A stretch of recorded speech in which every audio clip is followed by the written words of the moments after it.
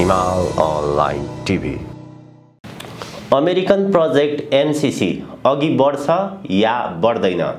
यसभित्रका कानुनी र राजनीतिक जटिलता के छन्?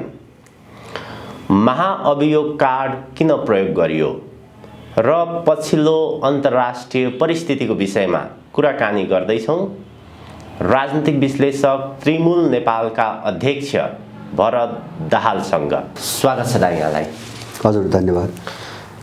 नेपालको पछिल्लो 5 दिन यता विकसित राजनीतिक घटनाक्रमलाई हेर्दा, सत्ता पक्ष र प्रतिपक्षको भूमिका हेर्दा एमसीसी पास गराउने बाटोमा देखिन्छ कि अथवा एमसीसीलाई कसरी टार्ने भन्ने खेलमा लागेको देखिन्छ? कसरी हेर्न सकिन्छ? यो 4-5 दिन यता तपाईले भनेछन् जुन समाचारहरू अथवा एउटा त्रासको एउटा माहौल जस्तो देखिन्छ नि, एमसीसी अब टेबल हुने भयो, पारित हुने भयो आदि इत्यादि कुराहरू। हजुर, यो चाहिँ धेरै चाहिँ मात्रामा यो अमेरिकनहरूले फैलाएको प्रोपोगन्डा हो। जस्तो उनीहरू मनोवैज्ञानिक दबाव सिर्जना गर्न खोजिरहेका छन् अहिले। युक्रेनमा गरे नि उनीहरूले, जस्तो हिजो 26 फरवरी भने सायद आज हो, अब आज बिहानको डेट दिएर अब रुस चाहिँ पुरै आक्रमण गर्ने तयारीमा छ भनेर संसारभरि त्राही बनाए। आफ्ना मान्छे त्यहाँबाट फिर्ता बोलाए। 16 फरवरी। हजुर, आफ्ना सबै मान्छे फिर्ता लगाए, ब्रिटिसहरू, अमेरिकनहरू, क्यानेडियनहरू, अस्ट्रेलियनहरू। तर चाहिँ परिणाम नतिजा त्यसको उल्टो निस्क्यो। नतिजा के निस्क्यो भन्छ भने हिजोकै यिनले चाहिँ रुसले आक्रमण गर्दैछ भनेर घोषणा गरेको मितिमा चाहिँ रुसले आफ्ना केही फौजहरू युक्रेनको सीमाबाट निकाल्नु सुरु गर्यो र युरोपमा चाहिँ युद्धको पक्षमा हामी छैनौँ भनेर चाहिँ पुटिन जर्मन चान्सलरसँगको भेटघाटमा उनी बोले। मैले भन्न खोजेको उनीहरूले मान्छेलाई आतंकित बनाएर एउटा चाहिँ मनोविज्ञान त्यतातिर ढालेर आफ्नो अनुकूल काम गर्ने एउटा वातावरण बनाउन खोज्छन्। एमसीसी जसरी अहिले जस्तो शेरबहादुर देउपा, काङ्ग्रेसका केही मान्छेहरू अथवा चाहिँ यहाँ चाहिँ प्रायोजित मिडिया हैन, उनले चाहिँ पैसामा चाहिँ परिचालन गरेका केही मिडियाकर्मीहरूको कुरा सुन्ने हो भने एमसीसी अझै पास हुन्छ भन्ने खालको समाचार छ। तर मैले पहिले पनि भन्दै गरेको हुँ, होला त्यो सम्भावना। यो लडाइँमा चाहिँ कसको हात माथि पर्छ, लडाइँ हो, भू राजनीतिक लडाइँ हो, कसको हात माथि पर्छ त्यो भविष्यवाणी गरेर चाहिँ यकिन गर्न सकिँदैन। तर अहिलेसम्मका सबै तथ्यहरूलाई केलाउँदा एमसीसी नेपालको भू राजनीतिमा चाहिँ जसरी यहाँ बाहिर प्रचार गरिएको छ त्यति सजिलै पास हुने मैले सम्भावना देख्दिनँ हैन। किन यो ठुलो एउटा झनै एउटा वैश्विक मुद्दा, अन्तर्राष्ट्रिय शक्तिहरूका बीचमा जोडिएको तपाईँको मुद्दा हो। अब यहाँ हो हल्ला गरे जस्तो सजिलो छैन एउटा राजनीतिक रूपमा हेर्दा। अब दोस्रो अर्को यसको कानुनी र संवैधानिक पाटो कस्तो छ भन्छ भने जस्तो यो एमसीसी संसदबाट पारित गर्ने भनेर ओली सरकारले गरेको निर्णय हो। त्यो निर्णय ओलीकै पालामा चाहिँ संसदबाट अनुमोदन हुनु पर्थ्यो हैन, अब नियमत। तर क्याबिनेटबाट चाहिँ संसदबाट पारित गर्ने भने ओली सरकारले गर्यो र उनको सरकार ढल्यो। ढलिसकेपछि अब त्यो संसदमा नजाँदै त्यस्तो सरकार ढल्यो भने त्यसको त्यो निर्णय चाहिँ निष्क्रिय हुन्छ। ओलीको त्यो निर्णय निष्क्रिय भइसकेको छ। त्यसलाई पुनर्जीवित गर्नको निम्ति त्यही निर्णयलाई फेरि देउबाको क्याबिनेटले चाहिँ तपाईँको स्वीकृत गरेर अगाडि बढाउनु पर्छ, नत्र भने त्यो अगाडि बढ्दैन हैन। एउटा समस्या, कानुनी समस्या। अब देउबा सरकारले अगाडि क्याबिनेटमा निर्णय गर्ने जो कुरा आयो नि, अब यो क्याबिनेटमा निर्णय हुन सक्ने सम्भावना छैन हैन। अब कानुनी कुरा गर्दैछु मैले। हजुर, क्याबिनेटमा किन निर्णय हुँदैन भन्छ भने गठबन्धन सरकारको क्याबिनेटको निर्णय भनेको पहिले गठबन्धनको सहमति भएपछि मात्रै हुने निर्णय हो हैन। क्याबिनेटमा त काङ्ग्रेस मात्र त छैन हैन। त्यसकारणले अरू सबै गठबन्धनमा सहमति नभइकन त्यो क्याबिनेटमा प्रस्तावको रूपमा त्यो एजेन्डै जाँदैन।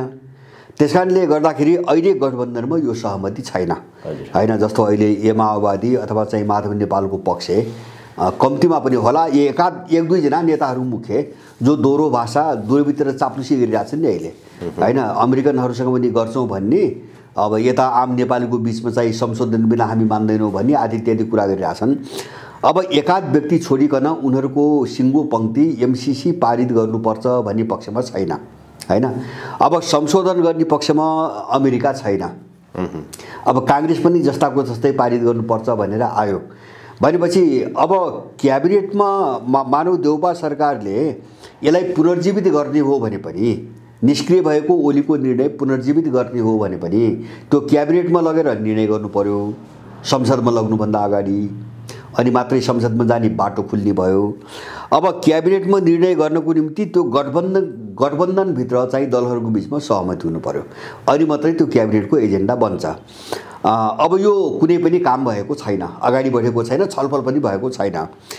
र अर्को चाहिँ यहाँको यिनको अभ्यासमा अर्को एउटा प्रक्रिया के छ भन्छ भने संसदमा जानुभन्दा अगाडि कार्यव्यवस्था परामर्श समितिमा यो विषयमा छलफल हुन्छ हैन। त्यहाँ छलफल भएर एउटा टुङ्गो लाग्यो भने त्यो संसदमा छलफलको निम्ति लैजाने हो, निर्णयको निम्ति लैजाने हो हैन। तर कार्यव्यवस्था परामर्श समितिमै यो छलफल सुरु भएको छैन अहिलेसम्म। र मैले पाएको सूचना अनुसार सम्भवतः आज काङ्ग्रेसले त्यो समितिमा यो एजेन्डा लग्न सक्ने सम्भावना छ हैन। अब त्यहाँ नै छलफल सुरु भएको छैन भनेपछि संसदमा कसरी टेबल हुन्छ हैन, कसरी चाहिँ तपाईको अगाडि बढ्छ भनेपछि अब यिनी आफ्ना प्रक्रिया आफ्नो ठाउँमा छन् हैन। तर त्योभन्दा मुख्य चिज के हो भन्छ भने यो राजनीतिक चाहिँ ठुलो चाहिँ भू राजनीतिक इस्यु हो। त्यसको कारणले गर्दाखेरि अब यसको पक्षमा एउटा निर्णय गर्नुभन्दा पहिले 1000 पटक सोच्नुपर्ने परिस्थिति छ हैन। त्यो दुई कोणबाट एउटा मैले भने हाम्रो कोणबाट यो के हो भन्छ भने अब लेन्डुप दोर्जेले सिक्किमको विधानसभामा जे निर्णय गर्यो नि हैन, अब ठ्याक्कै चाहिँ तपाईको प्रक्रिया त्यही हो। यसलाई चाहिँ नेपालको संसदबाट पारित गरेर अमेरिकनको हातमा चाहिँ नेपाल बुझाउने कुरा हो यो। त्यसकारणले अब यसको पक्षमा जाने भने त्यो घोषित रूपमै आफूलाई लेन्डुप दोर्जे घोषणा गर्ने कुरा हो। यो सामान्य खालको इस्यु छैन। अनि देशको सार्वभौमसत्ता बेच्ने अथवा संयोगले भनौँ न अमेरिका त अलिकति टाढा छ, लेन्डुप दोर्जेको निर्णयले भूगोल जोड्या हुनाले चाहिँ सिक्किमले खायो हैन। हाम्रो भूगोल अमेरिकाको चाहिँ भूगोल नबन्ला त्यो छुट्टै कुरा, तर चाहिँ निर्णय त्यही हो। देशको सार्वभौमसत्ता बेच्ने हो, देशको संविधान कानुन सबै बेच्ने हो। त्यसैले गर्दाखेरि अब एकातिर यो जोखिम बोल्नुपर्ने परिस्थिति छ यसको पक्षमा जाँदा हैन। सम्झौता के हो भन्ने कुरा त सबै भइसकेको छ।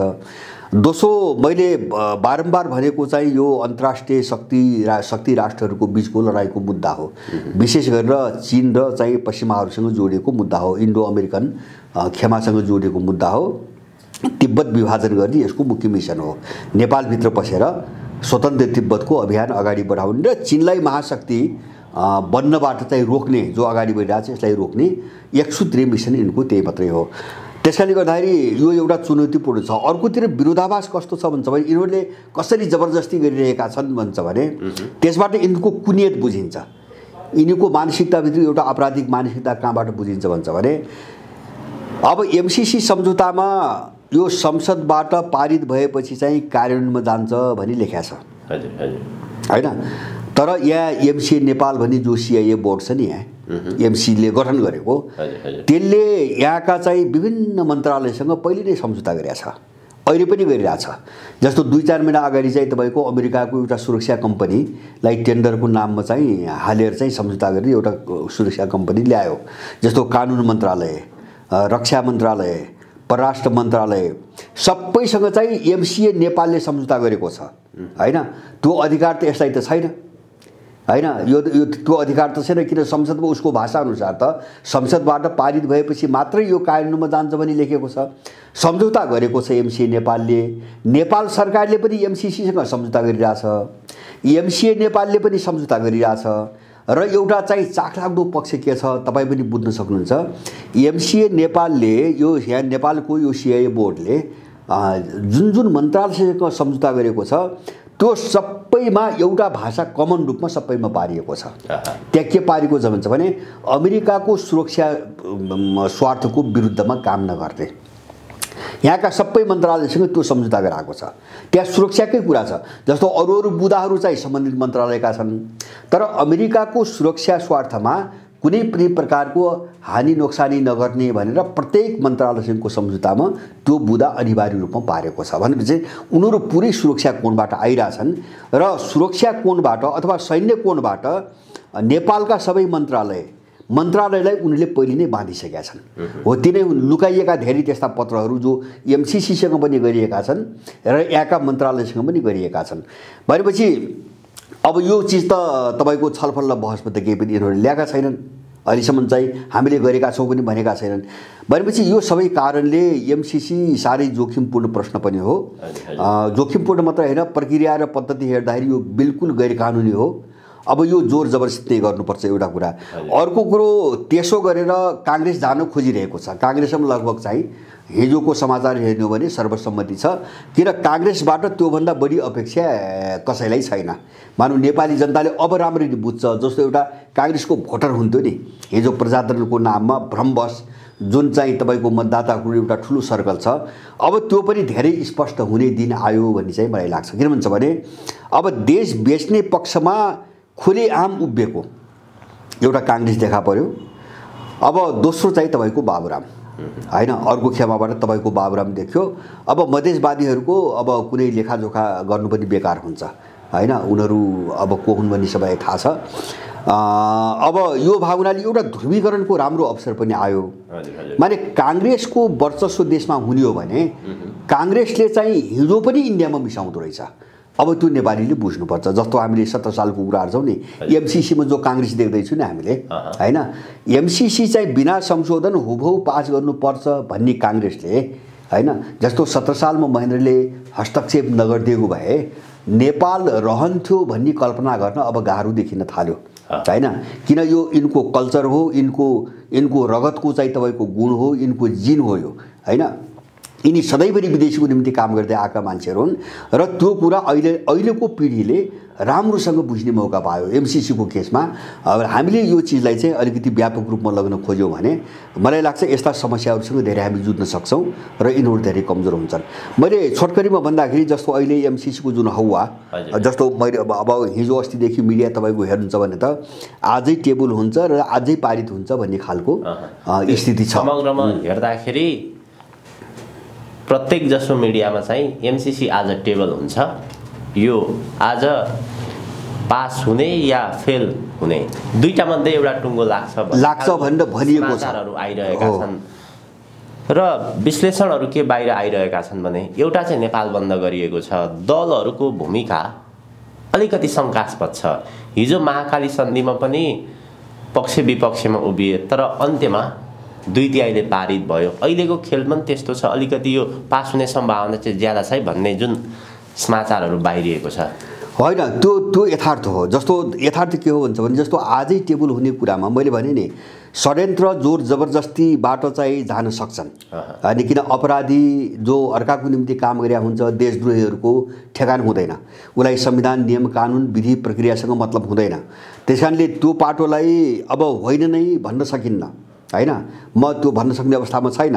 तर मैले बुझेको के हो भन्छ भने आज एमसिसी टेबल हुने त्यो गठबन्धनभित्र कुनै पनि छलफल भएको छैन होइन, सहमति पनि भएको छैन र अब त्यो सूचीमा पनि चढेको छैन।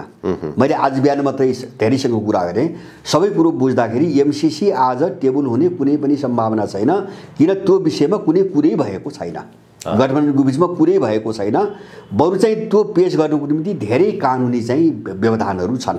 जस्तो मैले भने नि अब ओलीले गरेका निर्णय फेरि पुनर्जीवित गर्ने कुरा भयो, अथवा क्याबिनेटबाट अघि बढ्नुभन्दा पहिले गठबन्धनमा सहमति गर्नुपर्ने कुरा भयो होइन, अथवा चाहिँ त्यहाँ कसले गर्ने त, सभामुखले चाहिँ टेबल गर्ने कि होइन, अरू कसैले यिनको मन्त्रीले गर्ने कि, यिनी सबै चाहिँ अन्यलमा छन् यिनी सबै कुराहरू। त्यसकारणले गर्दाखेरि अब पूर्वाधार एउटा प्रक्रियाको रूपमा हेर्दाखेरि आज टेबल हुने कुनै सम्भावना छैन, किन त्यो एजेन्डामा छलफलै भएको छैन। र अर्को यसको पाटो तपाईँले भने जस्तो के हो भन्छ भने तर पार्टीको नेतृत्वमा बसेका जो मूल मान्छे छन् नि यिनी त सबै अपराधी हुन् होइन, जोसुकैका हुन्, चाहे तपाईँको प्रचण्डकै कुरा गर्नुहोस्, चाहे माधव नेपालकै कुरा गर्नुहोस्, चाहे शेरबहादुर ओलीको कुरा गर्नुहोस् होइन, यिनले त यस्ता दोहोरो भूमिका त सधैँभरि खेल्दै आएका छन्। जस्तो एमालेकै कुरा गर्नुहुन्छ भने पनि हिजो मात्रै चाहिँ उनको सचेतक हो कि को हो एउटा भट्टराई विशाल भट्टराई भन्ने अब हामी एमसीसीको पक्षमा छैनौँ भने उनले बोलेका छन्। अब केही मान्छे यसो बोलाइ पनि राखेका छन्। अब केही मान्छे योभन्दा अगाडि प्रदीप चाहिँ गेवाली समर्थनमा पनि बोलेको थियो, केही मान्छे समर्थन केही विरोधमा बोलाइरहेछन् होइन। यसको अर्थ के हो भन्छ भने उनीहरूले परिस्थिति हेरेर चाहिँ तपाईँको आफ्नो गोटी चालिरहेछन् होइन। अब त्यस्तै अनुकूल पारित गर्ने पक्षमा चाहिँ अनुकूल विश्वको परिस्थिति बन्यो भने पारित पनि गरिदिने। अब एकदम विपरीत भयो र भोलि चाहिँ आफूले ठेक्न नसक्ने स्थिति आउने परिस्थिति बन्यो भने चाहिँ अब यसमा असहमति जनाए जस्तो पनि गरिदिने। एकदम दोहोरो रोलमा यिनीहरू अगाडि बढिरहेका छन्। त्यो सबैको कुरो त्यही हो। तर अर्को यथार्थ के हो भन्छ भने यसको पाटो यिनको जो पार्टी पङ्क्ति भन्छन् नि, त्यो पार्टी पङ्क्तिको 79% हिस्सा सबैको कांग्रेस बाहेक 79% हिस्सा एमसीसीको पक्षमा छैन। यो विरोधाभासभित्र उनीहरू फसेका छन्। त्यसैले उनका अगाडि अर्को समस्या के आइरहेछ भन्छ भने पार्टी जोगाउने कि नजोगाउने भन्ने कुरा पनि यिनीसँग जोड्यो होइन। जस्तो जो यसको पक्षमा उभिन्छ त्यसको पार्टी त समाप्तै हुने खालको खतरा पनि छ होइन। त्यो त यिनले देखिरहेछन्। अब यो सबै चिज हेर्दाखेरि मलाई कस्तो लाग्छ भन्छ भने एमसीसी टेबल आज हुँदैन होइन। जस्तो गठबन्धन जस्तो अब मानौँ न त्यसरी पेश गरे भने गठबन्धन टुट्ने भयो। अनि कानुन त गठबन्धन टुट्ने भयो। गठबन्धन किन त्यहाँ छलफलै भएको छैन, क्याबिनेटमा कुरै उठेको छैन। अब कांग्रेसले आफ्नो मन्त्रीको नामबाट मात्रै अगाडि बढाउन खोज्यो भने गठबन्धन टुट्ने भयो।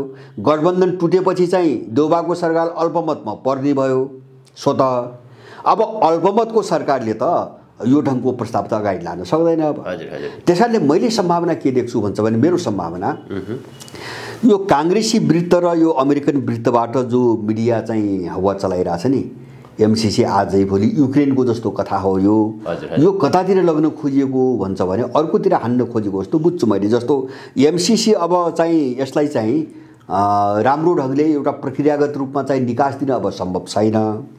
त्यसकारणले गर्दाखेरि नेपाललाई डामाडोल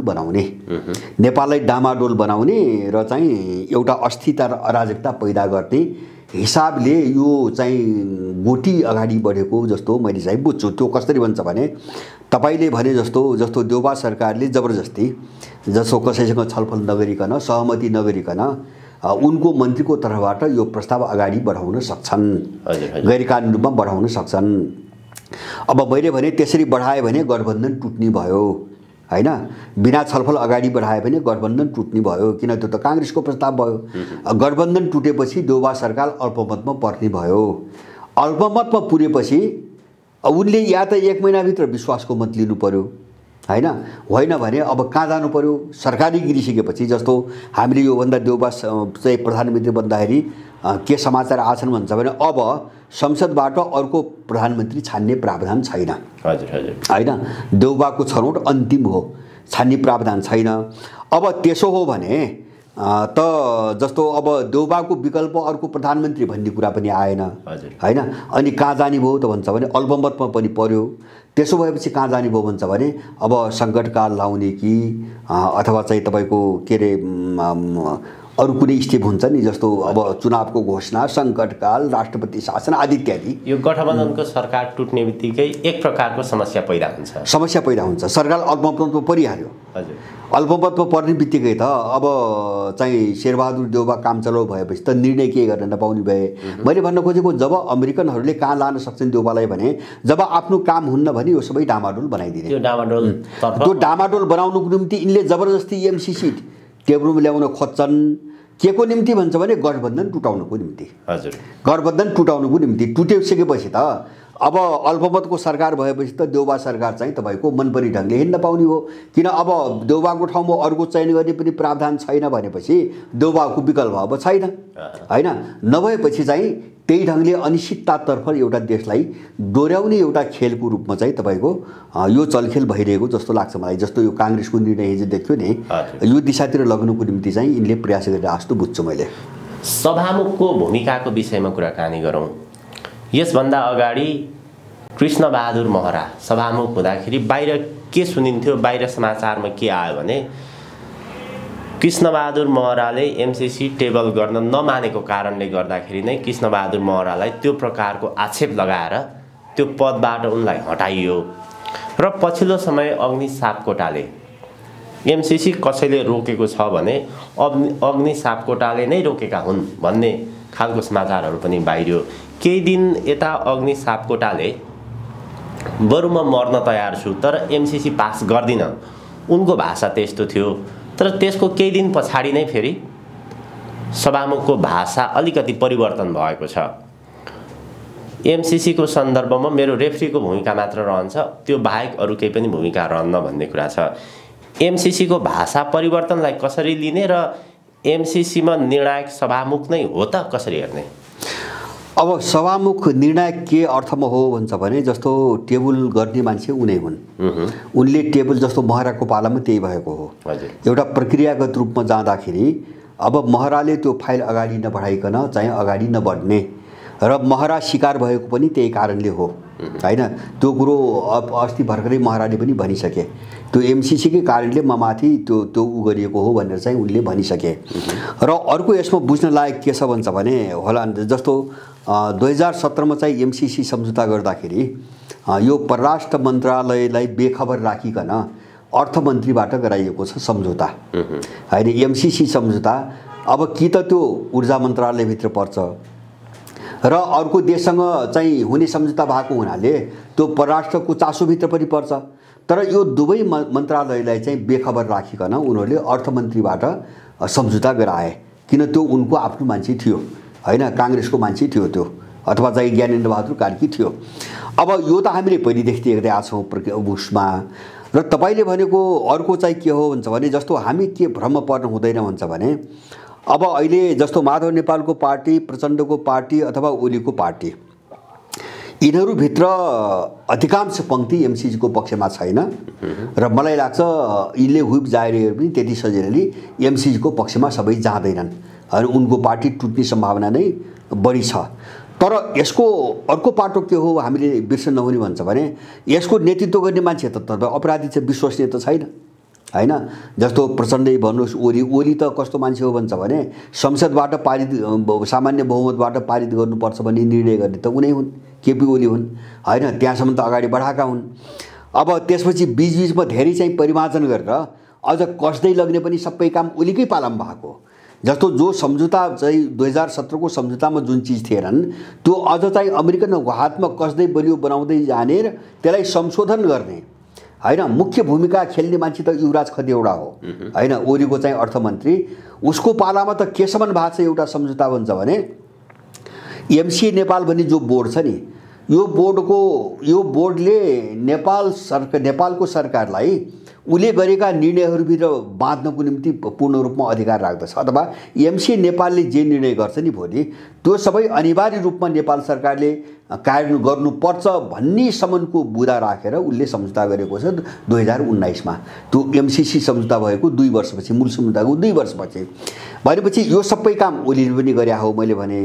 अब प्रचण्डको हालत यो सबै मिडियामा आइसक्यो, त्यो शेरबहादुरसँग मिलेर पत्र पठाएको कुरो आइसक्यो।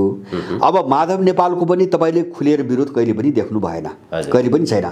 र अर्को चाहिँ यससँग जोडिएको अर्को यो तत्कालको पाटो के हो भन्छ भने अमेरिकन मन्त्रीले जो धम्की दियो नि अघिल्लो पटक केही दिन अगाडि, त्यो बेला प्रचण्ड लगायत सबै मान्छेहरूलाई धम्की दिएको छ। जस्तो यिनलाई मानव अधिकारका मुद्दाहरू उठाएर अथवा युद्ध अपराधका मुद्दाहरू उठाएर, भ्रष्टाचारका मुद्दाहरू उठाएर धम्की दिएपछि यिनीहरू अलिकति गलेका छन् यथार्थ। जस्तो सभामुखको अभिव्यक्ति त्यहीबाट आएको हो। जस्तो अब त्यसरी फसिने नै स्थिति आयो भने हैन एउटा कुनै चाहिँ निर्णय त लिनु पर्ला। त्यसैले अब त्यो निर्णय के लिने त्यसमा अझै उनीहरूमा प्रश्नता मैले देख्दैन। उनीहरू खाली के हुन्छ भने भोलि कस्तो परिस्थिति बन्छ त्यो अनुसार आफूले भूमिका खेल्न सक्ने ठाउँ बनाउनुको निम्ति उनले त्यस्तो भाषाको चयन गरिरहेका छन्। तपाईले भनेको कुरो त्यहीबाट आएको छ। जस्तो योभन्दा अगाडि दलहरूको बीचमा सभामुखले भने के हुन्छ भने म गर्दै गर्दिन त उनले कहिले भनेका छैनन्। तर दलहरूको बीचमा चाहिँ राष्ट्रिय सहमति गठबन्धन बीचमा एउटा सहमति नभइकन म चाहिँ गर्दिन, उनले भनेको त्यही हो। हिजो महराले भने पनि त्यही हो। प्रचण्डसँगको भेटघाटमा चाहिँ उनले भनेकै रहेछन्, यो उनको यो रेफ्रीको भूमिका भन्नुभन्दा अगाडि बरु म मर्न तयार छु तर एमसीसी पास गर्दिन। प्रचण्डसँगको एक्लो भेटमा चाहिँ त्यसो भने हो एकदम एकदम। तर त्यो अडान धेरै खुकुलो हुँदै आछ, त्यो सबैले देखिरहेछ। अब त्यो खुकुलो किन भयो भन्छ भने यिनले आफ्नो बचाउको निम्ति एउटा त्यो खाली ठाउँ राख्न खोजिरहेछन् भाषाबाट, होइन? जस्तो समर्थन पनि गर्छौँ भन्दैनन्, होइन? अनि चाहिँ तल झरेर कहाँ आयो भन्छ भने मेरो काम त रेफ्रीको मात्रै हो, होइन भनिसकेपछि अनि त्यो त बिचमा खेल्ने भाषा भयो। त्यो खेल्न सकिने ठाउँ बनाएका छन्, होइन? त्यो प्रचण्डले देउबासँग पठाएको पत्र पनि त्यही हो, अग्नि सापकोटाको चाहिँ तपाईँको भाषा पनि त्यही हो। र अलिकति बजारमा के पनि हल्ला आइरहेछ भन्छ भने एमसीसी चाहिँ टेबल गर्नुपर्ने अवस्था आयो भने संसदमा अनुपस्थित हुने भनेर माधव नेपालको तपाईँको योजना देखिन्छ। र उनले सायद केही ठाउँमा उनले बोलेका छन्, मिडियामा पनि आएको छ 2 दिन अगाडि। उनले के भनेका छन् भन्दाखेरि बहाना अर्को छ। बहाना के छ भन्छ भने हाम्रो कारणले हामी संसदमा उपस्थित भएर ओली पक्षले संसद चल्न नदिने हो भने, होइन, हामी संसदमा अनुपस्थित भइदिन्छौँ, संसद त खोल्नु पर्यो। माने संसद चलाउनु पर्यो भन्ने चाहिँ तपाईँको कुतर्क गरेर अथवा त्यो तर्कको आधारमा सर्लक्कै आफू संसद बहिष्कार गरिदिने, एमसीसी टेबल गर्न दिन, होइन, बहिष्कार गरेर चाहिँ तपाईँको पारित गर्नुको निम्ति मत पुर्याइदिने, सहयोग पुर्याइदिने भित्री रूपमा हो। अब यस्तो सबै चिजमाथि यिनी खेलिरहेछन्। तर पनि आजका दिनसम्म मैले एमसीसी जो जसरी खेल्न खोजे पनि मैले एमसीसी पारित हुने सम्भावना एकदम कमजोर थियो। त्यो भूराजनीति हेरिकन, यिनको अडान हेरिकन होइन, यिनको अडान हेरिकन संसद के अरे चाहिँ एमसीसी पारित हुन्न भनेर म त्यो कुरै गर्दिनँ। तर समग्र विश्वको भूराजनीति हेर्दाखेरि यिनीहरूलाई एमसीसी पारित गर्न त्यति सजिलो छैन एउटा। अर्को कुरो चाहिँ तपाईँको त्यही काङ्ग्रेस पनि हुन त काङ्ग्रेस त खुला रूपमा देखिएको। अब भोलि यसले कसरी राजनीति गर्नु, मैले भने नि काङ्ग्रेसलाई त अब घोषित रूपमै लेन्डुप दोर्जे भन्दा फरक पर्दैन, होइन? उनको हातमा चाहिँ देश गयो भने देश कहाँ पुग्दो रहेछ भन्ने कुरो यिनको अस्तिको निर्णयले देखाइसक्यो, हिजोको निर्णयले देखाइसक्यो। तर पनि सजिलो छैन। सजिलो हामीले कहाँ बुझ्नुपर्छ भन्छ भने सजिलो कहाँ छैन भन्छ भने जस्तो युक्रेनमा अमेरिका फस्यो नि, भूराजनीतिमा त हामी त सबैतिरको हिसाब क्यालकुलेसन गर्नुपर्छ।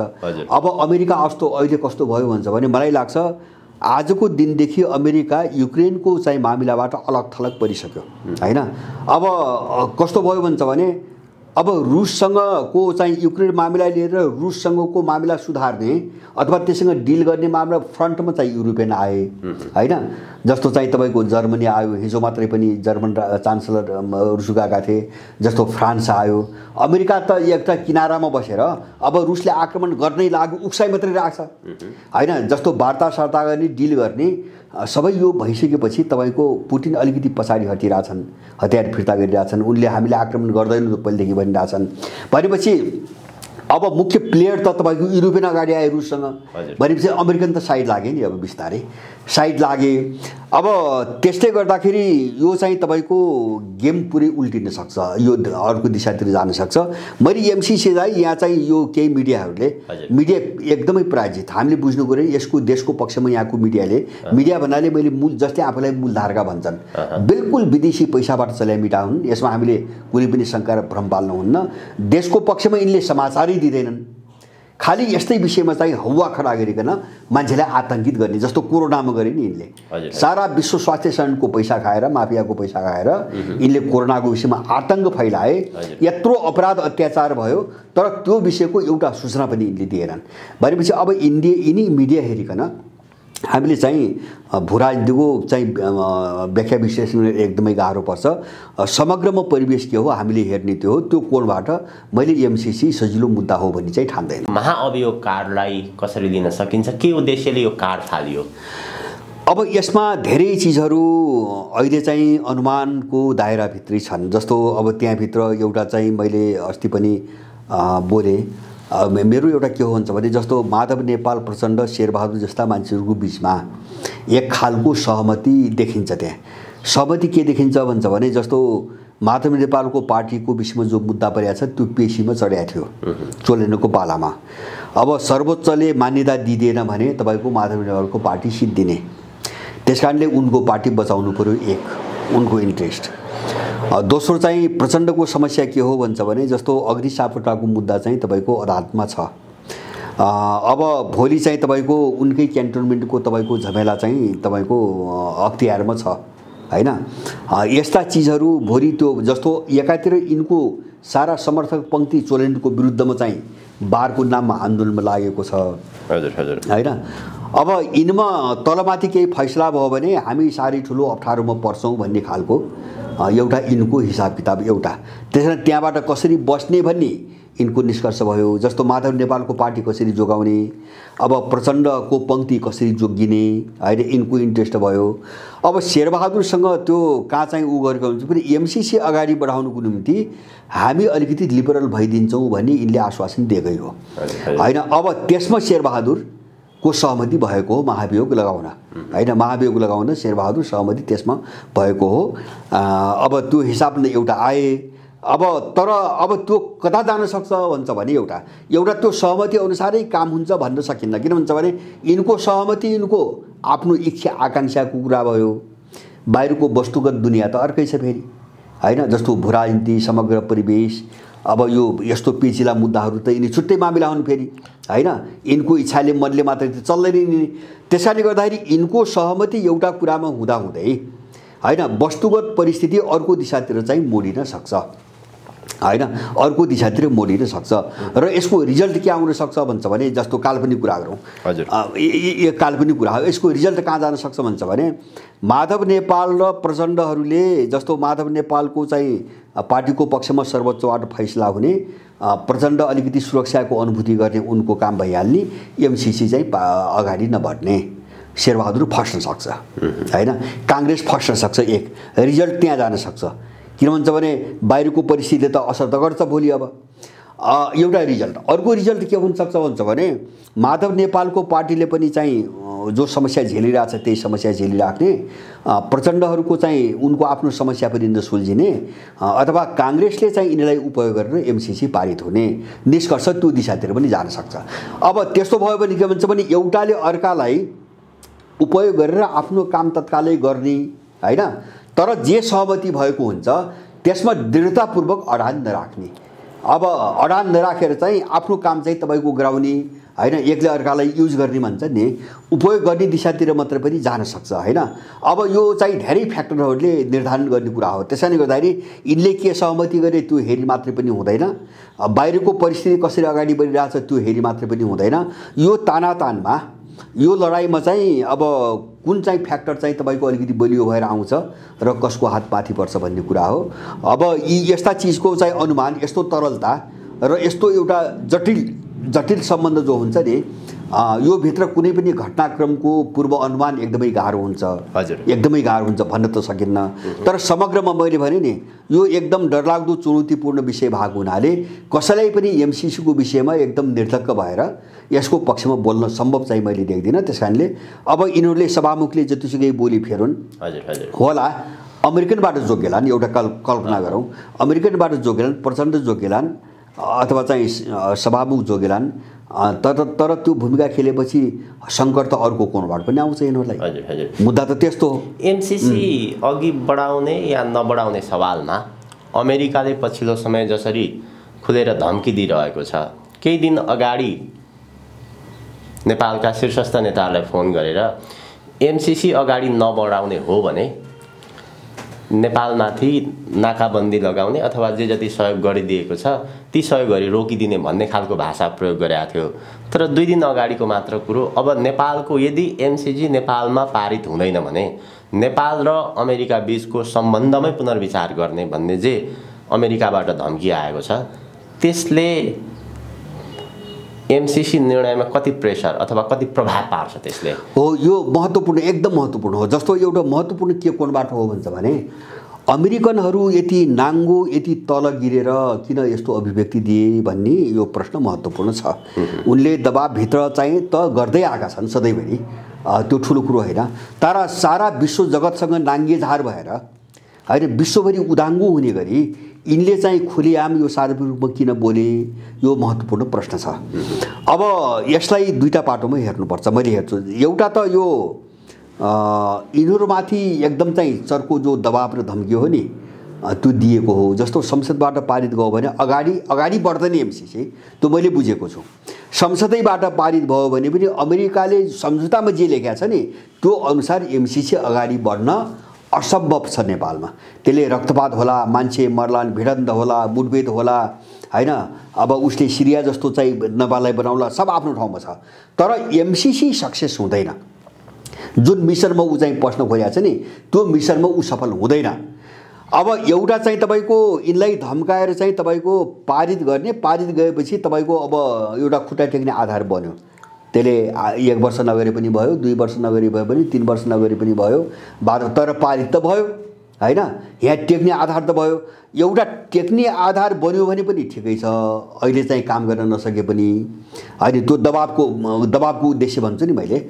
त्यसको अर्को अव्यक्त बाटो छ, त्यो धेरै महत्त्वपूर्ण छ। मैले के बुझ्छु भन्छ भने अमेरिकनहरू किन नाङ्गिए, हैन। जस्तो उनलाई त थाहा हुने हो नि, एउटा यस्तो सानो देशलाई, कमजोर देशलाई हामी सम्बन्धमाथि पुनर्विचार गर्छौँ, हामी नाकाबन्दी लगाउँछौँ, हामी चाहिँ तपाईँको के अरे ऋण अनुदानको निम्ति अब हामी सबैसँग छलफल गर्छौँ। यस्तो भाषा प्रयोग किन गरे भन्दाखेरि त्यसको अर्को पाटो उनले दुईटै पाटोबाट हेरेका छन्। एउटा पारित होस् र खुट्टा टेक्ने ठाउँ हुन्छ। यो कस्तो हुन्छ भने उही काश्मीरमा जनमत सङ्ग्रह गराउने भन्यो नि पहिले चाहिँ राष्ट्रसङ्घमा लगेर। हजुर। अब त्यो जनमत सङ्ग्रह गराउने बाटोमा पनि गएन। अब इन्डिया चाहिँ के चिज गर्न लाग्यो भने त्यो मुद्दा उठाउने पनि त बाटो त सधैँभरि रह्यो नि, पारित त भयो। त्यस्तै गरेर यहाँ संसदबाट पारित गराइदिने र आफ्नो टेक्ने जमिन चाहिँ क्लियर गर्ने, उही लिम्पियाधुरा नक्सामा गरायो नि यिनीहरूले, होइन। आफू टेक्ने जमिन चाहिँ स्पष्ट पार्ने। अब जहिले अनुकूल हुन्छ काम गर्ने, अनुकूल भएन भने उसको पैसा परेको छैन, केही छैन, निस्किनु पर्ने दिन निस्किने। त्यो कोणबाट चाहिँ संसदबाट पारित गराइराख्ने एउटा हुनसक्छ। अब दोस्रो कोण मैले भने जो धम्कीको जो भाषा छ नि त्यो कहाँबाट आएको छ भन्छ भने अब पारितै नहुने स्थिति आएमा के गर्ने, हजुर, निस्कनु त पर्यो, हैन। जस्तो निस्कनु पर्यो भन्दाखेरि अब हामी यो निलम्बन गऱ्यौँ त भन्नु पर्यो, पारितै सम्भवै नभएपछि त्यस्तो अवस्था आयो भने भाग्नु पर्यो, आफू दोषारोपण अरूमाथि गर्ने, जस्तो दलालमाथि गर्ने, होइन। यिनको कारणले पारित भएन भनेर यिनमाथि औलो उठाउने एउटा चाहिँ बाटो बनाइकन उनीहरू पन्छन स्थिति जस्तो अब हामीले निलम्बन गर्नुपर्ने अवस्था पनि आउन सक्छ भन्ने हिसाबले यिनीहरू त्यो नाङ्गोपनमा बोलेका हुन्। त्यो के कारणले त्यो मानिस त अमेरिकन गुम्बो भन्छ भने अहिले अमेरिकन विश्वभरि फस्दै गए, होइन। हामीले उनको भित्रको स्थिति बुझ्नुपर्छ। जस्तो तपाईँको युक्रेन अब विश्वासै गर्न नसक्ने गरी अमेरिकनसँग चाहिँ वारपारको बिन्दुमा पुग्यो युक्रेन सङ्कट। अब त्यहाँ चाहिँ तपाईँको शक्ति केन्द्रित गर्ने कि ताइवानमा शक्ति केन्द्रित गर्ने कि, हैन। अब इरानतिर शक्ति केन्द्रित गर्ने कि नेपालमा शक्ति केन्द्रित गर्ने, उसको शक्ति विकेन्द्रित हुने भयो सबैतिर, हैन। चारैतिर उसको चाहिँ शक्ति डिसेन्ट्रलाइज हुने भयो, एउटा समस्या, हैन। शक्ति छर्नु पर्यो चारैतिर, त्यसले गर्दाखेरि प्रभावकारी काम कतै नहुने स्थिति आयो। दोस्रो चाहिँ ऊ कहाँ समस्यामा फस्यो भन्छ भने युक्रेनको मुद्दालाई लिएर अहिले युरोपियनहरूको बिचमा ठुलो चाहिँ तपाईँको मतान्तर र चाहिँ तपाईँको विभाजन आयो। जस्तो रुससँग लड्ने पक्षमा युरोपको कुनै पनि देश छैन, बेलायत बाहेक कुनै पनि देश छैन। त्यसले गर्दाखेरि ऊ अलग थलग पनि हुँदै गयो। अनि अर्को जस्तो पावर सेन्ट्रलाइज गर्ने जो कुरो हुन्छ, लडाइँमा त पावर शक्ति त केन्द्रित गर्नु पर्यो, बिग्रिने गरी त लडाइँ त हुँदैन। अब शक्ति सेन्ट्रलाइज कहाँ गर्ने, हैन। अब नेपालभन्दा ठुलो अहिले युद्ध हुन्छ भन्ने स्थिति रुससँग आयो अहिले युक्रेनमा। त्यसकारण मलाई लाग्छ उनीहरू अन्त कतै आफ्नो शक्ति सेन्ट्रलाइज गर्ने रणनीति अन्तर्गत अब नेपालबाट अलिकति पछाडि हट्नुपर्छ भन्ने निष्कर्ष निकालेर उनले त्यो वातावरण गिजोल्न अरूलाई दोषारोपण गरेको जस्तो देखाउनुको निम्ति उनीहरू त्यो तलको भाषामा आएका हुन्, म त्यस्तो बुझ्छु। नत्र भने कुनै पनि चाहिँ तपाईँको देशले त्यस्तो दरिद्रतम भाषा प्रयोग गर्दैन, हैन। किन उसलाई त सम्बन्ध राख्नुपर्छ नि। अब जस्तो ऊ चाहिँ तपाईँको त्यो आश नमारेको भए अथवा चाहिँ यहाँबाट हुन्न भन्ने निष्कर्षमा नपुगेको भए अब गाह्रो छ। जस्तो चीनको नामै लिदिए उनीहरूले, हैन। अब चीनको इन्डिकेटै गरेर नामै लिदिए, हैन। त्यत्रो दोषारोपण भने त आफ्नो प्रोजेक्टसँग सिधै चीनलाई दोषारोपण गर्ने भने त यिनी दलाललाई पनि त अप्ठ्यारोमा पारे।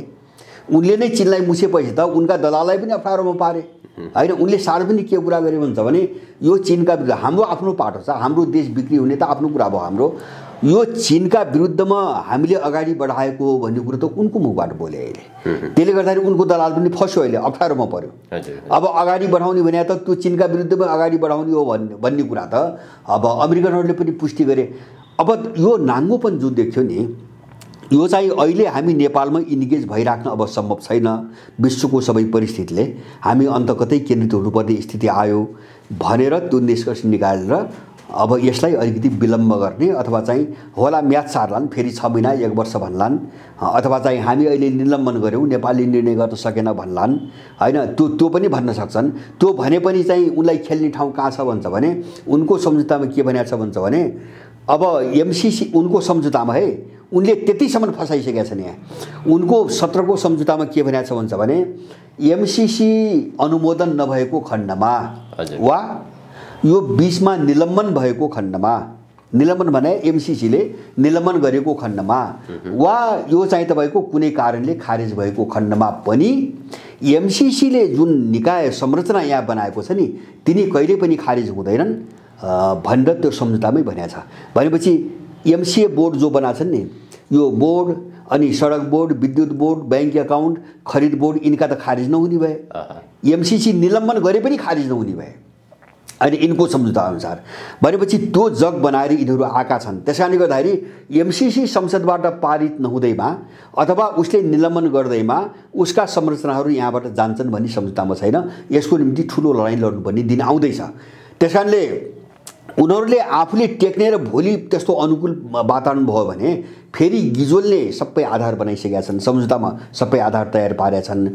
त्यही कारणले उनी अहिले विश्वको यो जो चाहिँ एउटा तनावग्रस्त हुँदै गएको छ नि परिस्थिति, अब यसमा चाहिँ शक्ति कहाँ सेन्ट्रलाइज गर्ने भन्ने योजना अनुसार अहिले नेपालमा बढी इन्गेज नहुँ भन्ने यिनी निष्कर्षमा पुगेको हुनसक्छ। जस्तो अहिले रुस समस्या भयो, त्यहाँ इन्गेज, अब युरोपियनसँग विभाजन हुने भयो, अब युक्रेन अलिकति मत्थर भयो भने ऊ ग्यास पाइपलाइनसँग चाहिँ भिड्छ, होइन, युरोपलाई किन्नबाट रोक्न सक्छ आदि इत्यादि धेरै खेल्छन्। किन अब ठुलो दुश्मन त अर्को निस्किने भयो। अब यो सबै हिसाबले उनीहरू नाङ्गो रूपमा बोलेको उसले दुईटा बाटो हेरेको छ। एउटा पारित भइहाल्यो भने खुट्टा टेक्ने बाटो बन्यो, काम जहिले सुकै सुरु गरौँला। दोस्रो चाहिँ अहिले चाहिँ त्यो यहाँ इन्गेज भइराखेर लडामती गरेर पनि निकास ननिस्किने स्थिति हो भने हामी सेन्ट्रलाइज अन्तै हुनुपर्छ। यसलाई दोषारोपण गरेर अन्त चाहिँ आफ्नो शक्ति सिफ्ट गरौँ, त्यो पनि हुनसक्छ। किन पारित भयो भने त यो बोर्ड मात्रै त होइन, उसको त अरू शक्ति आउँछ यहाँ त ल्याउनु पर्यो, होइन। जस्तो उसको त सुरक्षा रणनीति हो, शक्ति त्यही ढङ्ग नेपाल त पसाउनु पर्यो। अब नेपाल पसाउने कि युक्रेन पसाउने कि ताइवान पसाउने कि इरान खाडी पसाउने कि उसलाई समस्या छ। त्यो समस्याको कारणले ऊ चाहिँ यो धम्कीको स्तरमा आएको हो भन्ने चाहिँ मेरो आफ्नो बुझाइ छ। अलिकति विश्वको परिस्थितिको कुराकानी गरौँ। युक्रेनको विषयमा अमेरिका र रुस बीच द्वन्द्व निकै चर्किँदै गएको थियो, तर रुसले युक्रेनबाट केही आफ्ना सैनिक फिर्ता पठाएको छ। रुस र अमेरिका बीचको जुन द्वन्द्व पैदा हुँदै गएको थियो युक्रेनको सम्बन्धमा, यो विषय अलिकति ओझेल परेको हो अथवा यो घटना मत्थरतर्फ लागेको हो, कसरी लिन सकिन्छ यसलाई? अब पहिले अमेरिकाका मूलभूत रूपमा 3वटा रणनीति बुझ्नुपर्छ हामीले। एउटा चाहिँ उसले युद्ध भड्काएर, संसारको कुनै पनि ठाउँमा युद्ध भड्काएर उसले आफ्नो हतियार उद्योगलाई एउटा विस्तार गर्न खोजिरहेको छ। किन अमेरिकी अर्थतन्त्रको ठुलो भाग चाहिँ उसको हतियार उद्योग हो। अमेरिकी अर्थतन्त्र भनेकै बोइङ र हतियारको उद्योग हो, होइन। बोइङ डुब्यो, अब हतियार उद्योग पनि कस्तो भयो भन्छ भने त्यसको जस्तो हतियार बेच्ने देश धेरै निस्कियो अहिले। जस्तो उसकै प्रतिस्पर्धी एउटा रुस त हुँदै हो, अब चीन चाहिँ हतियारको ठुलो निर्यातक देश बनिसक्यो। अब हुँदा इन्डियाले पनि चाहिँ हतियार बेच्न थाल्यो, होइन। जस्तो फिलिपिन्ससँग यिनको सौदा भइरहेको छ, इन्डियाले पनि बेच्न थाल्यो। त्यसकारणले त्यो हतियार उद्योगको जो मोनोपोली हो नि, त्यसलाई कसरी जोगाउने भन्नको निम्ति उसले युद्ध काहीँ न काहीँ युद्ध भड्काउन, युद्ध फैलाउन खोजिरहेको छ। एउटा कारण युक्रेनभित्रको एउटा समस्या रुससँग। किन रुससँग युद्ध चाहिँ तपाईँको फस्यो भने अब रुसको हतियार त्यही खर्च हुने भयो, अरू लड्ने पक्षलाई हतियार आपूर्ति गर्ने ठाउँ अमेरिकाले पाउने भयो। उसको एउटा नम्बर 1। दोस्रो चाहिँ जस्तो युरोपसँग जो उसको मतभेद बढिरहेछ नि, हैन। यो 1990 को दशकपछि जो अन्तर्विरोध बढिरहेछ र अफगानिस्तानबाट जो भाग्ने तरिका हो, त्यसपछि युरोपियनसँग जुन फाटो बढेको छ र अब त्यो खुकुलोपन आफ्नो जो कमान्ड हो नि, नियन्त्रण जो खुकुलो हुँदै गयो नि, त्यसलाई कस्नको निम्ति, युरोपमाथिको आधिपत्यलाई बलियो बनाउनुको निम्ति उसले युरोपियन र रुसलाई जुधाउन खोजिरहेछ। जस्तो युक्रेनलाई युद्धमा हालिदिनु भने पश्चिम युरोप पनि फस्यो हैन, किन युक्रेन त युरोपियन देश भयो हैन। अब अरू युक्रेन मात्रै फस्दैन कि सिँगै पश्चिम युरोप फस्छ। पश्चिम युरोप फस्यो भने मैले भने एउटा त उसको हतियार बिक्रीको बजार खुल्यो, दोस्रो चाहिँ तपाईको युरोपियनहरू रुससँग जोगिन त शरण माग्न त यसै कहाँ जानु पर्यो हैन, अमेरिकनसँगै शरण माग्नु पर्यो, सुरक्षा माग्नु पर्यो हैन। अब आफ्नो कन्ट्रोलमा पनि आउने, व्यापार पनि हुने, दुईटा उद्देश्य। तेस्रो चाहिँ तपाईको युक्रेनमा युद्ध भड्काउन सकियो भने युरोप र चाहिँ रुसका बीचमा जो प्राकृतिक ग्यासको चाहिँ सम्झौता भएको छ नि, जो नर्थ स्ट्रिम 2 पाइपलाइन भन्छ, अब त्यो रद्द हुने भयो र अमेरिकाले आफ्नो ग्यास चाहिँ युरोपमा आपूर्ति गर्ने भयो हैन। अमेरिकाले त्यही भनिरहेको छ, हामी दिन्छौँ, रुससँग रद्द गर भनिरहेको छ। र त्यो रुससँग रद्द गराउन ऊ त्यस्तै चाहिँ ग्यास खोज्न कहिले चाहिँ कतार जान्छ, कहिले चाहिँ जापान जान्छ, कहिले चाहिँ अफ्रिकन देशहरूमा जान्छ, जतार भए पनि चाहिँ युरोपमा ग्यास पुर्याइदिने र रुससँग सम्बन्ध टुटाउने भन्नेमा छ। तर त्यो पनि सम्भव किन हुन्न भन्छ भने अन्तबाट आउने ग्यास भन्दा रुसबाट जाने ग्यासको रेट चाहिँ तपाईको झन्नै आधा छ हैन। जस्तो अमेरिकन ग्यास आउँदाखेरि 2 गुणा महँगो पर्छ, युरोपले त्यो ग्यास किन्दैन, मान्दैन। त्यसकारणले युरोपसँगको ग्यास सम्बन्ध, रुसको र युरोपको, पश्चिम युरोपको जो ग्यास चाहिँ राजनीति हो नि, त्यसलाई तोड्नको निम्ति युद्धभन्दा अर्को विकल्प छैन। त्यसपछि मात्रै अमेरिकाको ग्यासको बजार खुल्ने हो। यिनी सबै कारणले गर्दाखेरि युक्रेनमा उसले बल्झाउन खोजेको हो। र नेपालमा एमसीसी जस्तो यो 2-3 नेताको कुरो गर्यो भने हामीले यस्तै हौवा युरोपमा के गर्यो भन्छ भने रुसले आक्रमण गर्यो, उसले हुँदा चाहिँ तपाईको डेटै तोक्यो, मिति तोक्यो, 16 फरवरी भन्यो हैन। 16 फरवरीका दिनदेखि समाचार के आयो भन्छ भने रुसले आफ्नो चाहिँ सैन्य अभ्यास सकेर युक्रेनका सीमाबाट केही सैनिकहरू, सबै केही सैनिकहरू चाहिँ फिर्ता गर्न थालेका भिडियोहरू आइरहेका छन्।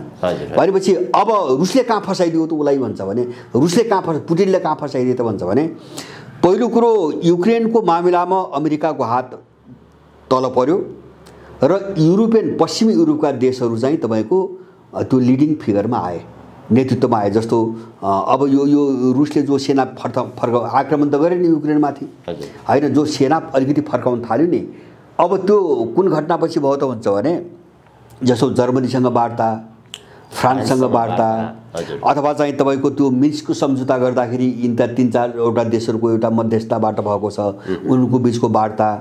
अब यो त्यही युक्रेनसँगै वार्ता, भित्र त युक्रेनसँग पनि गरिरहेछन् छलफल। अब यो सबैको सायद नतिजा होला। युक्रेनले भन्दैछ रुसले आक्रमण गर्ने सम्भावना छैन, यो अतिरञ्जित प्रचार नगर, हामीले आतंकित नपार भनेर रुसले अमेरिकालाई भनिरहेछ, अमेरिकाले अब हान्यो भनेर प्रचार गरिरहेछ। अब यसले गर्दाखेरि अहिले रिजल्ट के देखियो भन्छ भने होला त्यो समस्या रातारात सुल्झिने कुरा होइन युक्रेनको समस्या, तर यो समस्या अहिले कहाँ चाहिँ गएर टुङ्गो लाग्दैछ भन्छ भने अब युक्रेन मामिलामा चाहिँ रुस र पश्चिमी युरोपका देशहरूको मुद्दा बनेर आयो। अमेरिका बिस्तारै करणमा गयो। किन भन्छ भने जस्तो जर्मनी, फ्रान्सले जे प्रयास गरे त्यो प्रयास भने अमेरिकाप्रतिको अविश्वास हो हैन। उनले के बुझिएछन् भन्छ भने अमेरिकाले लडाउन खोजिरहेछ भने त उनलाई त थाहा त छ नि, त्यही भएर उनले आफूले पहल गरे हैन। जस्तो सबै नेटोमा छन्, त नेटोले पहल नगरिकन अमेरिकालाई छोडेर युरोपियनहरू किन दौडधुप गर्न थाले त भन्दाखेरि अमेरिकाप्रति विश्वास छैन।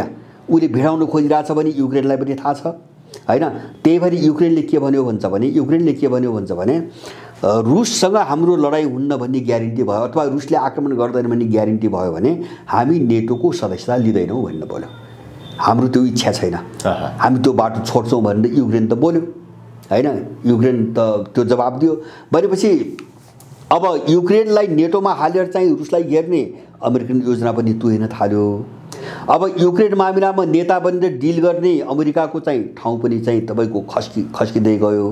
त्यसमा अब युरोपियन, पश्चिमी युरोपका देशहरू आए र अब रुस र पश्चिमी युरोपको बिचमा जो सम्बन्ध खलबल्याउने उसको सोच थियो त्यो पनि तुहिने भयो। हिजोको जर्मन चान्सलरको भ्रमण सम्बन्धको सबै सूचनाहरू हेर्दा समाचार हेर्दा त्यो पनि तुहिने भयो भन्दाखेरि अमेरिका फस्यो, नराम्रोसँग तपाईँको फस्यो। र मलाई लाग्छ यो युक्रेनको घटनापछि र अमेरिकनहरूको यो ग्लोबल राजनीतिमा जुन चाहिँ लिडिङ चाहिँ ऊ थियो नि एउटा भूमिका थियो, त्यो भूमिका अब धेरै कमजोर हुने दिशातिर अगाडि बढ्यो। उनीहरू यो सबै समस्यामा अहिले फसिरहेछन्। त्यस कारणले गर्दाखेरि मलाई लाग्छ इतिहासबाट सिकेका छन्। इतिहासबाट दोस्रो र चाहिँ पहिलो विश्वयुद्धमा अमेरिकाले जे भूमिका खेल्यो नि, जस्तो अरूलाई लडाएर होइन आफू भाले भन्ने आफू बलियो भन्ने जो रणनीति खेल्यो, त्यो रणनीतिमा अमेरिका अहिले पुरै असफल भएर चाहिँ गइरहेछ। र अमेरिका मलाई लाग्छ एउटा अब यो परिस्थितिले चाहिँ तपाईँको युक्रेनको घटनापछि होला ऊ ताइवानतिर कोसिस गर्ला, त्यो आफ्नो ठाउँमा छ, कोसिस त उसले गर्ला अझै पनि। तर चाहिँ हिजोको जस्तो 1 वर्ष 6 महिना अगाडिसम्म हामीले अमेरिकाभन्दा जे बुझ्थ्यौँ, नेटो भन्दाखेरि जे बुझ्थ्यौँ होइन, त्यो स्थिति चाहिँ अब चाहिँ तपाईँको रहेन होइन। त्यो एउटा खुकुलो गठबन्धन, नेटो भनेको खुकुलो गठबन्धन भयो, खुकुलो हो, किन त्यहाँ कुनै पनि मुद्दामा सहमति पनि बनिरहेको छैन। र दोस्रो कुरो त्यो खुकुलो किन हो भन्छ भने त्यसमाथि अब चाहिँ यिनी सबै मेरो चाहिँ तपाईँको कमान्डमा आउँदैनन् भन्ने बुझेर अमेरिकाले अगस्टभन्दी अर्को गठबन्धन बनाइसकेका छ होइन। जस्तो बेलायत र चाहिँ तपाईँको उसलाई राखेर अस्ट्रेलियालाई राखेर अगस्ट बनाइसकेका छ। र अफगानिस्तानको घटनापछि युरोपियनहरूले पनि आफ्नो युको छुट्टै सेना बनाउने निर्णय गरिसकेका छन् होइन। अब चाहिँ अमेरिकाको भर पर्नु हुने यसको पछि लागेर जान सकिन्न भनेर आफ्नो सेना 5000 को सङ्ख्यामा अहिले सानो सङ्ख्यामा बनाउने भनेर उनले निर्णय गरिसकेका छन्। अब यो सबै चिजले गर्दाखेरि अमेरिकाको एउटा पतनको रफ्तार एकदम तीव्र रूपमा अगाडि बढेको छ। हामीले एमसीसीलाई यो सबै च्याप्टरसँग जोडेर बुझ्नुपर्छ होइन। एमसीसी कति चाहिँ प्रभावशाली हुन्छ अमेरिका यहाँ एमसीसी केसमा भन्ने यो सबै परिस्थिति नहेरिकन चाहिँ अब यिनले चाहिँ प्रोपोगन्डा गरेको भरमा, मिडियाबाजी गरेको भरमा अब त्यसको मूल्याङ्कन गर्ने एकदमै गाह्रो छ।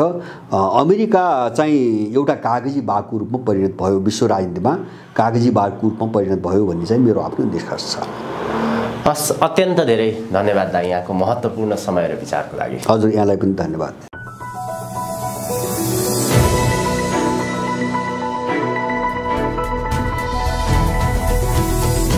हिमाल अनलाइन टिभी।